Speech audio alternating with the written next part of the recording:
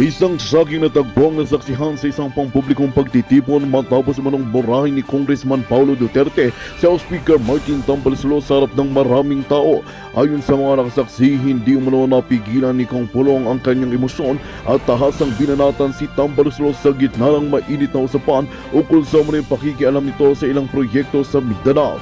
Agad na kumalat sa social media ang video ng insidente na umbani ng iba't ibang reaksyon mula sa publiko. Sa gitna ng tensyon, napansin din umano ng mga dumalo ang reaksyon ni na dating Pangulong Rodrigo Duterte at pangalawang Pangulo Sara Duterte. Ayon sa ilang ulat, proud na proud umano si FPRRD sa ginawang paninindigan ng kanyang anak, habang si VP Sara naman ay napangiti pa raw sa naging tagpo.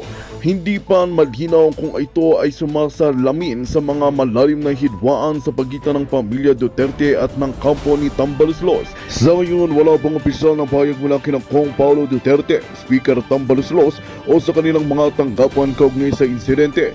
Samantala, nananawagan ang ilang mambabatas ng mahinaong dialogo upang hindi na lumala pa ang tensyon sa loob ng gobyerno. Patuloy naming babantayan ang mga susunod na kaganapan at ihatid sa inyo ang makabulahang ulat dito lamang sa aming himpilan. At yan nga ang balitang ating pakakatutukan. Ngunit bagong lahat, siguraduhin mag-subscribe at ihit ang notification bell para sa patuloy na pagtutok sa mga silip ng bagong balita dito lamang sa tunay na boses ng masa.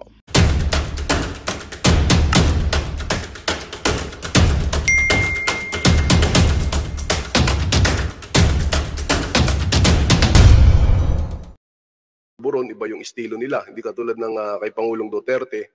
Talagang ubos kong ubos, mga kababayan. Siyempre, yung build natin, parang hindi rin natin nagugustuhan. Bibihira ata na may mga bagong proyekto at sana man ay maituloy. Yung mga nasimula ng Pangulong Duterte. Ayan, sabi ni Rashan, di naman sana magugulo kundi dahil kay Smugs daw at kay Tambaloslos, sabi ni Rashan. Di ba? Sabi ni Heidi Ras, mga dilawan na nagsasabi niyan para magkagulo ang Marcos at Duterte. Alam naman natin kung paano maglaro si Tatay Digong, kaya gustong-gusto ng mga Duterte, may utak, magaling mamuno. Correct, may magaling po talaga, tactician po talaga si Tatay Digong. Kaya Maris, magandang gabi. Sabi ni Emmy Saysay, sa amin ang dami ng adik. Yan po isa sa mga problema natin. Nagbabalikan na naman sila. Sa inyo po mga lugar, makikita nyo po yan eh. Mararamdaman nyo naman. Mararamdaman nyo naman na talagang padami ng padami, nagbabalikan na naman, di ba? Mahirap, mga kababayan. Yun dapat ang tinutuunan natin ng pansin eh. Alam mo yung laban na panalo na sana tayo, pero bumabalik at bumabalik uli. Ang isa pa sa mga problema natin ngayon, di ba?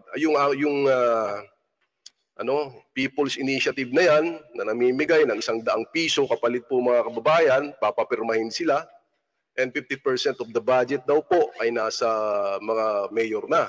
Kaya mo magkakasabi ni Congressman Lagman.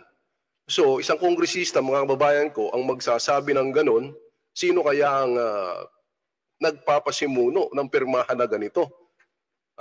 Kaninong pera, saan galing yung pera? Siyempre, siguro, yung pera from the tax sa atin din, sa mga taxpayer din, sa atin din mga Pilipino. Tapos ibabalik sa mga Pilipino, papapirmahan sila, porchacha, parang hindi po ata tama, ang pangit pong tingnan. Sabi ni Jonalyn Sebastian, okay na sana dito sa Davao City, si Sara masaya ang Davao, tapos punta ng punta, yan si Marcos pabalik-balik para gawing vice. Ngayon nanalo na wala lang salita. Wala na po wala naman pong honeymoon period, mga kababayan ko, na nangyari dito sa Marcos at Duterte. Wala pong honeymoon, mga kababayan. Dahil unang-una, nakikita po natin noong mga panahon na binabanat-banatan nila ang ating Vice President Inday Sara Duterte, hindi po umimik ito si Marcos Jr. Talagang tikom na tikom, iwas na iwas po siya. Paano mo nga naman, siyempre, vice-presidente mo yun. Paano kayong magkaka-honeymoon na yung vice-presidente mo na binabanat-banatan, hindi ka naman nagsasalita, hindi mo naman siya pinagtatanggol, di ba mga kababayan? At tapos may mga issue pa na hindi rin gusto ng ating Vice President Inday Sara Duterte. Katulad na nga lamang yung CCP na yan, yung peace talk na yan, na 80% na nanalo na tayo. Ano nangyari? Lalakas uli yan sila. Lalakas yan sila, mga kababayan. Sure na sure po yan. Muli, balikan natin yung issue ng pagpapapirma ng ayuda. 100 pesos po. At dito sa comment section kanina, dito po sa ating channel, may nakita ako. Sabi niya, sir, 500 ang bigayan sa amin. Oh, grabe, parang vote buying na rin to. Parang gano'n na rin ang datingan eh. Ang masakit ito, dinadaan tayo sa ayuda. Oh. Nang ayuda sana, di ba? Hindi, iba kasi, iba yung diskarte nila. Pag may gusto sila, parang dinadaan nila sa pera yung mga kababayan natin Pilipino. Sa ayuda. Samantalang yung ating Vice President Inday Sara Duterte naman, namimigay din naman ng ayuda yung ating Vice President Inday Sara Duterte, pero wala kang makikitang ganun, ha? Na pirmahan, para baguhin yung konstitusyon. Si Inday, trabaho lang ng trabaho. Kaya nga po mga kababayan, kailangan pa natin si Tatay Digong ngayon 2025. Marami po nagsasabi ng mga kritiko ni Tatay Digong na gagamitin lang yan para makaiwas sa ICC. Hindi po yun ang dahilan. Kaya namin gustong patakbuhin si Pangulong Duterte. Ano ba sabi ni Pangulong Duterte kagabi? Yung ICC matagal lang nandyan yan. Wala kinalaman si Marcos dyan. Yung pagkakasabi niya. Handa naman siyang humarap eh. Hindi po ba? Kasi naniniwala ako na yung ginawa po ni Pangulong Duterte doon po sa laban sa pulburon, mas marami pong mga Pilipino, mga kababayan ang nakinabang. Sabi ni Juanita Biliran, para saan nakakarumpot na ayuda? Hindi ka siya pambili ng toilet paper. Correct, 100 pesos, mga kababayan. Yung 100 pesos po na yun, pag naibili nyo ng 1 kilong bigas na tig 60, isang sardina, sibuyas, wala na po yun. Isang lang yun, isang lutuan lang. Hindi nga po aabot yun sa 4 kayo sa pamilya, yung 100 pesos. Hindi po aabot yun. Ang kapalit po nun, mga kababayan ko, kinabukasan na naman po. Kinabukasan po yan ng ating mga kabataan. Si Skim Nene Bella, maraming salamat, super stickers mo. Kinabukasan po ng mga kabataan natin ang kapalit. Kaya mag-isip po tayo mabuti. Samantalang yung manifesto of support naman, marami na rin po ang nakapirma. Sabay po ito, no? Yung manifesto online, ito namang mga people initiative, na kung sino man ang nagpapatakbo niyan, nandiyan naman po sa mga nasa lokal na. Kasabay daw po ng pamimigay ng ayuda. Nakakalungkot mga kababayan. Sana nga po matauhan yung mga kababayan natin, mabasa niyo po kung ano ang nalagay. Kung hindi niyo po marunong bumasa, nahirapan mong magbasa ng English, ipabasa niyo po sa mga anak niyo, ipaintindi niyo para alam niyo po kung ano po yung pipirmahan niyo. Mahirap po yan. Baka mamaya, babaguhin yung konstitusyon natin. Mahirap yan, matagal, mahabang proseso, magastos. Samantalang napakarami pa po nating inaayos ng mga problema ng bansa. Kaya kailangan natin talaga si Tatay Digong. Kagabi, talagang miss na miss siya ng mga kababayan nating Pilipino kagabi. Kita-kita nyo kasi nga, yung gikan sa masa, di ba? Maaring kausapin niya itong si PBBM at sumagot naman ng Malacanang na open daw na makipag-usap si Tatay Digong at saka si BBM tungkol dito sa issue ng kanyang programa, yung gikan sa masa. Habang suspended pa rin po, temporary suspended pa rin po yung SMNI, mga kababayan. At sa Friday, meron po ata silang hearing sa NTC. At pupunta rin yung mga kababayan natin doon na supporter ng SMNI. Alam ko may ganong mangyayari sa Friday. Bilang pagpapakita ng suporta sa SMNI, dyan po yan sa NTC. Ayan. Sabi ni Chel dito, gagawin lahat ng mga yan. Ang kasamaan, wag lang si BP Sara ang umupo sa Malacanang. At syempre yan naman ang hindi natin papayagan. Kailangan talaga natin, mga kababayan, na mga matinong leader, matigas, matapang, may tapang at malasakit para sa ating mga kababayan Pilipino. Yun po ang kailangan natin sa mga panahon ngayon. Ulitin natin, hindi takot katulad mo na pinapakalat ng mga kabilang vloggers na natatakot daw po, nanginginig na daw po. Sila Duterte, Bato, o sino pa yung mga sinasangkot sa ICC. Tingnan niyo yung mga nila, makikita mo, syempre dumadaan din naman sa mga wall nyo yan, nanginginig na daw. nanginginig na daw si Duterte sa ICC. Hindi po. Kahit po sinasabi ni Trillanes na tapos na nakapag-imbestiga na at maaring hinihintay na lang, maaring magkawarant, handa po si Pangulong Duterte harapin po yan. Huwag tayong matakot mga kababayan dahil ginawa lamang po ni Duterte ang trabaho niya nung siya po ang Pangulo ng Pilipinas. Marami po mga kababayan ang nagustuhan ang pamumuno ni Duterte. Totoo po yan. Kahit mag-survey po tayo bukas sa mga susunod na araw, marami pong may gusto kay Duterte. Yung mga ayaw lang naman dyan, siyempre yung mahilig sa pulburon. Sabi ni Alexander D. Guzman, justice to 30K EJK victims. Ang dami naman yan 30K mo. Sobra ka naman sa 30K.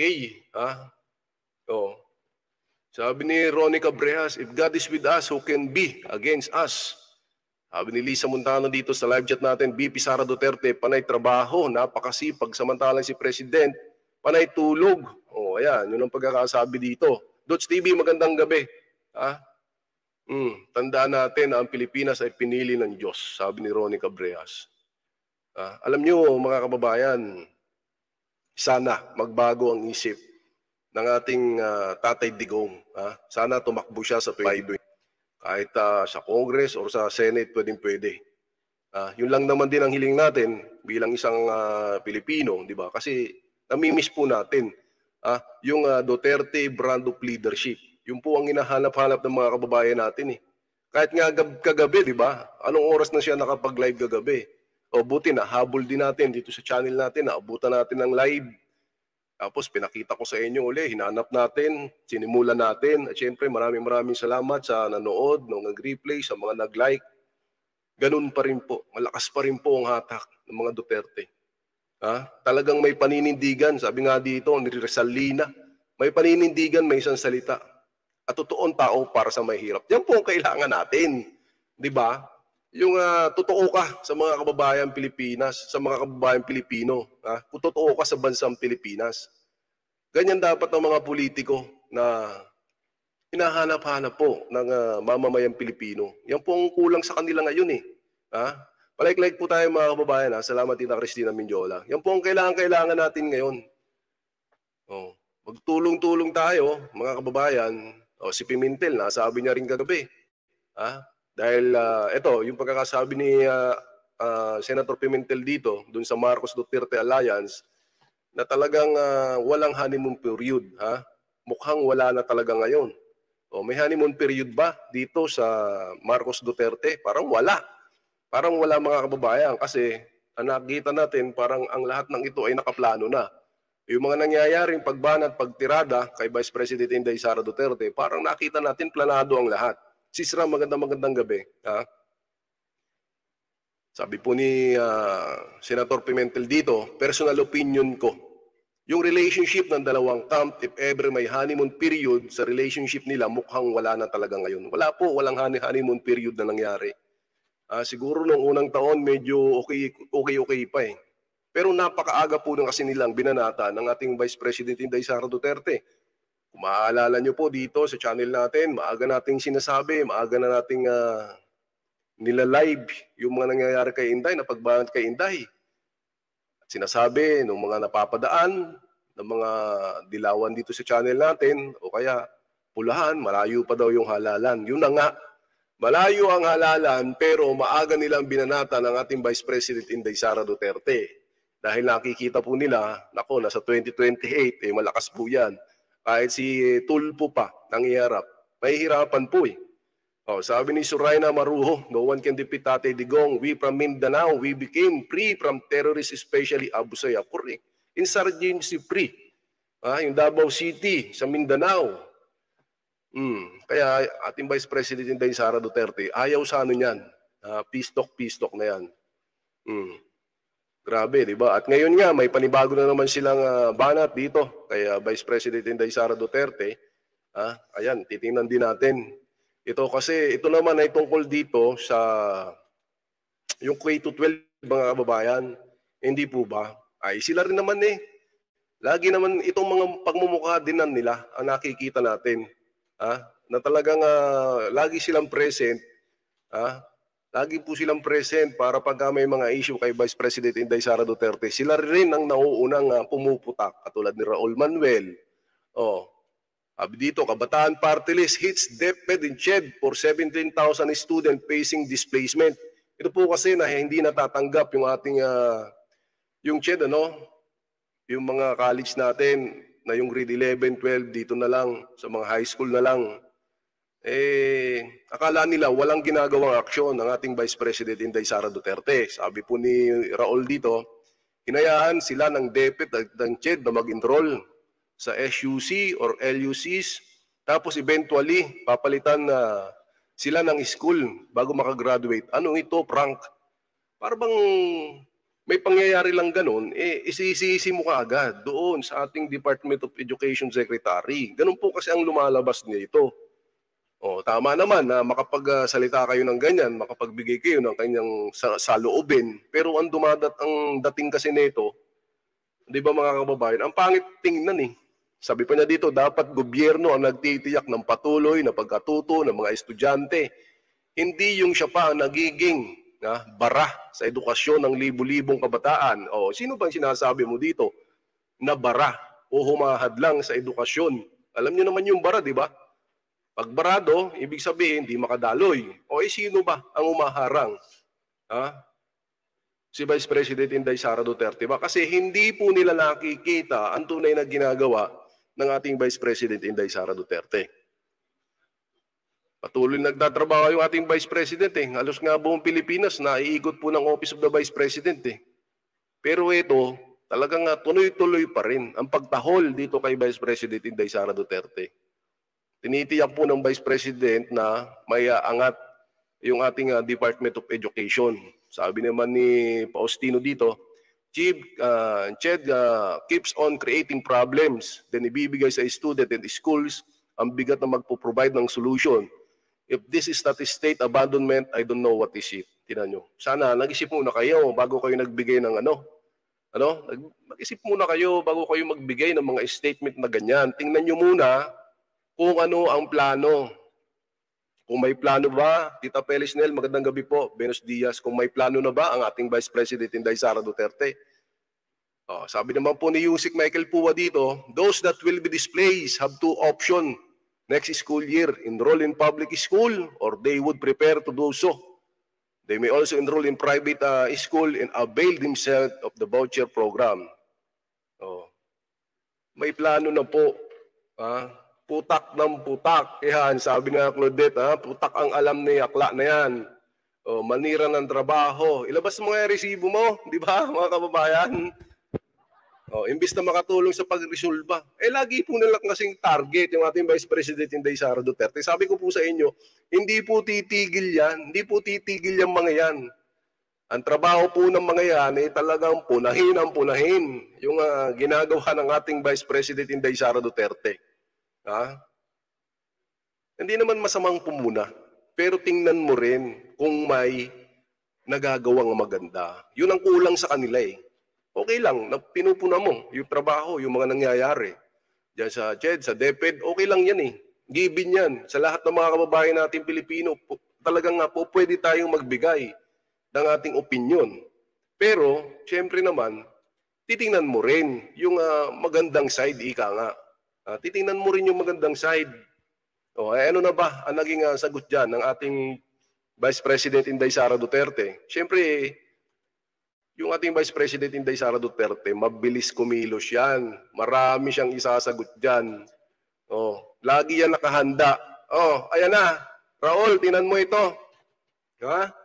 Public schools nalilipatan ng 17,700 SHS learners. Sapat. Yan po ang pagkakasabi ng DepEd. Para hindi ka na pumuputak-putak. Ayan, sapat po. Yung lilipatan na yan. Nakahanda po yung Department of Education na ayos na po ng ating DP Inday Sara. Puro lang sila putak Yes, kakayanin namin. Nakipag-ugnayan na tayo sa lahat ng mga regional offices and SDOs sa grade 11 natin. Out of 70,700, nasa average na 250 learners per division ang nakikita nating i-accommodate Undersecretary Dingas. Sila kasi mga kababayan, kung ano lang, kung ano lang yung maekomento nila dito sa Vice President Inday Sara Duterte natin. Nagtatrabaho po ang ating Vice President Inday Sara Duterte. Kayo, anong ginagawa nyo? Pumuna lang pumuna. Ayusin nyo yung trabaho nyo dyan sa Congress. Yun ang unahin nyo. Sabi ni Binos Diaz, ayan, putik, justice daw doon sa mga adik. Nori Soriano, protect BP Sara Duterte. Claudette Atiaw, clowns of the HOR, tatlong itlog. Talagang ano yan, mga kababayan. Sila-sila din yan eh. Sila-sila. Siguro, baka may gusto sa kanila, sila yung maging secretary ng DepEd, hindi, nakikita na natin kay Vice President Inday Sara Duterte. Nagtatrabaho, ang ganda-ganda na eh. Di ba? Hindi mo pera yan, open the book daw. Ang tagal ng panawagan. Yung open the book na yan, itutuloy natin yan ngayong tawag dito, ngayong pagbubukas.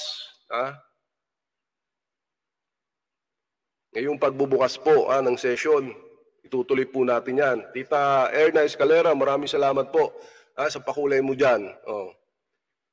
Sabi ni Binos Diaz dito, baka sila nanginginig at inigiyang nasa pulburon. Ayan. Ulitin natin, ang sabi ng Tatay Digong, walang pulburon video, mga kababayan. Hintayin lang natin kung talagang may mailalabas po sila. At yan, balik po tayo sa topic natin. Ayan. May sagot na kaagad, nagsalita na kaagad yung ating Vice President Inday Sara Duterte. Malaki po ito, yung maging problema to, malaki po ito kasi maraming estudyante nga naman sa senior high school natin. Ito po kasi yung mga nag-aaral, yung mga nasa kolehiyo. Doon po sila pa-enroll. So ngayon, may naisip naman na, di ba, na ayusin o babalik sila sa mga high school natin o doon sila mag-i-enroll. Naayos naman po ng Vice President Inday Sara Duterte. Kaya talaga, mga kababayan, wala po silang gagawin, kundi banatan ng banatan. Banatan po ng banatan yung ating Vice President Inday Sara Duterte. Wala eh. Hanggang doon lang sila. Yun lang po yung kaya nilang gawin. Napakalinaw po. Napakalinaw. Sabi ni Alexandra Di Guzman dito, Didis vloggers, puro fake news. Mismo si Dugong na nagsabi. Alam mo, yung mga Duterte, supporter yan eh. Kahit nga hindi kami sinabihan, hindi kami pinapunta noong harapin namin, nung supportahan namin si Pangulong Duterte, nandun kami sa harapan ng Justice Hall sa Quezon City. Nandun tayo para sumuporta kay Pangulong Duterte. Ganun po yung mga DDS. Talagang pag kami sumuporta sa politiko, sa mga Duterte, asahan nyo. Kahit walang kapalit yan, lagi kaming andyan para suportahan ang mga Duterte. Ganun lang naman kasimple yun, mga kababayan. Wala nga nag sa amin doon eh. Doon kayo mag-rally kayo doon. Hindi yun rally. Pagsuporta pa lang yun. Pagsuporta pa lang yun sa mga kababayan, sa natin, sa Tatay Digong natin. Laban dito kay Franz. Anong gusto nilang mangyari? Na hayaan lang natin na gaganunin yung dating presidente?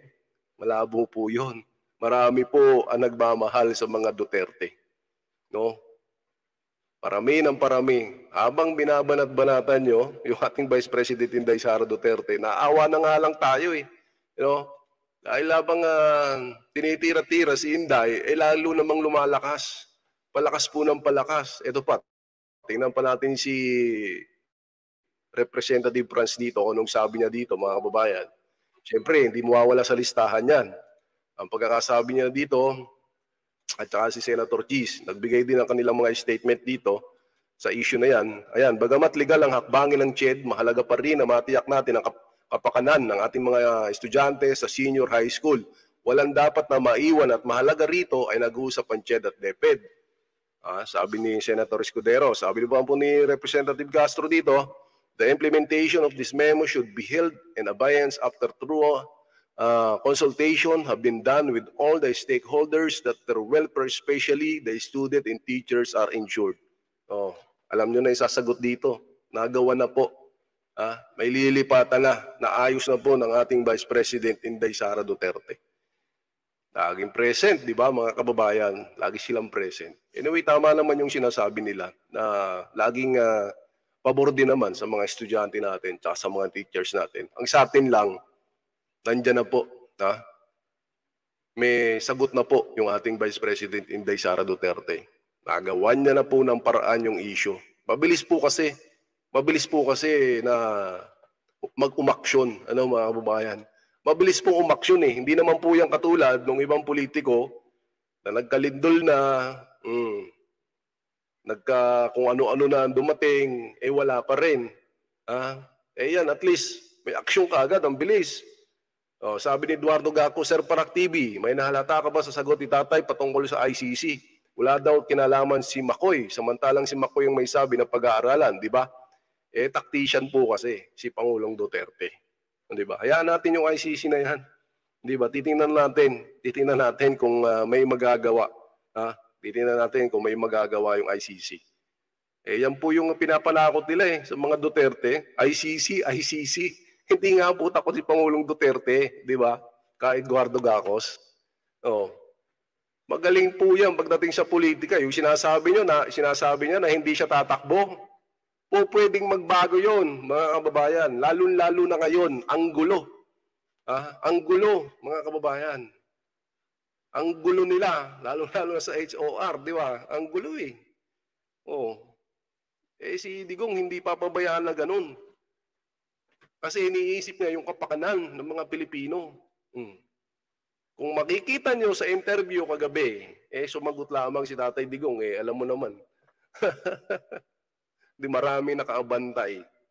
Marami nakaabang sa kanyang mga statement. Tama naman lahat ng binitawan niya kagabi. Di ba? Mas matalino, ang sabi niya. Mas magaling ako sa kanila mas matalino ako sa kanila. Sipa Minoro, Josepa Minoro, magandang gabi po. Nor Kasim, good evening po sa inyo. Di ba? Ganun talaga, ka Eduardo Gacos. At hayaan mo, sana sa mga susunod na linggo, meron uling talk to the people, yung ating Tatay Digong. Kasi namimiss po kasi ng mga kababayan natin Pilipino. Namimiss po ng mga kababayan natin Pilipino. Eto, sabi nga ni Trillanes dito, natapos na ang ICC investigation, sabi ni Trillanes. Alam nyo naman si Trillanes Isa po ito sa mga matitinding kritiko ng Pangulong Duterte. Pagbigyan natin kasi tayo naman, kritiko rin tayo sabi niya dito, ang aking educated guess ay tapos na sila sa kanilang investigation sa crime against humanity. Tapos na ang kanilang investigation sa mga pangunahing akusado. Nagawa na nila ang kanilang dapat gawin sa bansa, ani ni dating Senador Antonio Trillanes. Di maganda kasi makikita natin, di ba? Makikita natin kung ano ang magiging resulta. Andiyan naman si Pangulong Duterte. Diba? Sabi ni Nick Nock, hindi magsasalita si PRRD laban kay BBM habang si BP Sara ay kasama pa sa admin. Correct. Hindi naman Wala yung mga destabilisasyon na sinasabi nila. Mga vlogger sa kabila. Kasi Duterte dinaglag ni Duterte yung mga retired. Walang ganon, walang destabilisasyon, mga kababayan. Tandaan nyo po yun. Ganun lang kasimple po yun. Sabi nga ni Eduardo Gacos dito, sana wag tayong madi-discourage kung ano man kasing kailangan ninyong gawin para sa kapakanan ng bayan. Ayan, si Trillanes. Tapos na daw ang mga investigasyon sa mga pangunahing kaso. Okay po yan, dating Senador Trillanes. Uli-ulitin ko para malaman natin kung ano talaga ang kakahinatnan niyan. Alam naman ni Duterte, mga kababayan, na yung ICC nandyan Alam niya yan. Doon pa lang nakaupo pa siya Gustong-gusto na nilang pumasok dito Ayan, sabi ni Dino dito, akala ko naglaho na itong sundalong kanin. Tumatahol pa pala. Di ba mga kababayan? Yan wala Yan po yung nababalita ngayon. ICC pa rin. Sabi ni Yancy dito, si Kusteng hindi na Magandang balita ang hatid namin sa inyo ngayong araw. Sa pagtatapos ng aming balitaan, nagbigay kami ng mga mahalagang impormasyon. Maraming salamat sa pagtutok at pagsuporta sa aming programa. Huwag kalimutang manatili sa mga susunod na araw para sa mga bagong balita at mga kwento na dapat nating abangan. Mula sa Boses ng Masa, magandang araw Pilipinas!